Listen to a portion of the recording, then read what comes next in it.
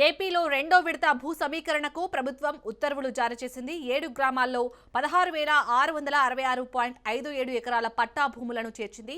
Assigned భూమి సమీకరణకు ప్రభుత్వం ఆదేశాలు జారీ చేసింది. భూ సమీకరణ బాధ్యత సిఆర్డీఏకి అప్పగిస్తూ ఉత్తర్వులు జారీ చేసింది. ఈ ఉత్తర్వులకు సంబంధించి పూర్తి డీటెయిల్స్ మా ప్రతినిధి సంతోష్ అందిస్తారు. సంతోష్.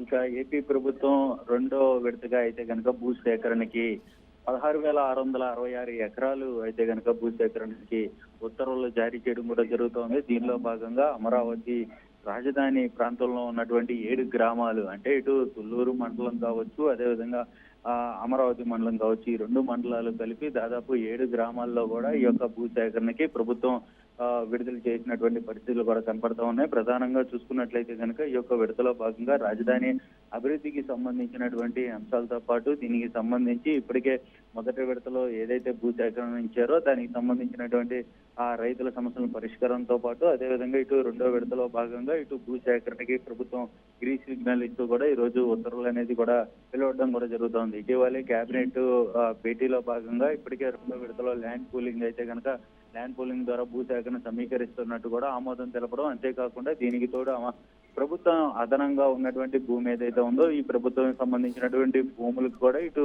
ఈ యొక్క ల్యాండ్ పూలింగ్ ద్వారా తీసుకునేందుకు కూడా ఇటు ఈ ప్రభుత్వం అయితే ఉత్తర్వులు జారీ చేసింది. మొత్తంగా అయితే కనుక 20,000 ఎకరాల వరకు కూడా ఇటు ల్యాండ్ పూలింగ్ ద్వారా భూ సేకరిస్తున్నట్టు కూడా ఇటు ఉత్తర్వులు అనేది జారీ చేయడం జరిగింది.